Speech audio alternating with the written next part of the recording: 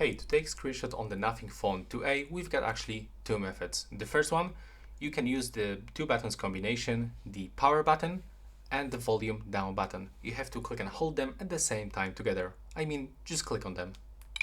There we go. Now the screenshot was taken. And the second method is to swipe down with the three fingers, but you will have to enable it.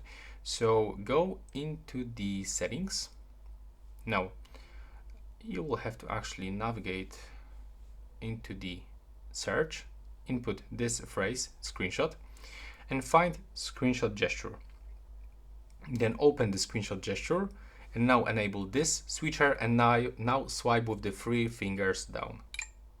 Okay, I just enable the quick settings bar, but you can do this from any section of the screen, from the middle, from the bottom, and from the top. And that's basically it. Right now, please subscribe to my channel.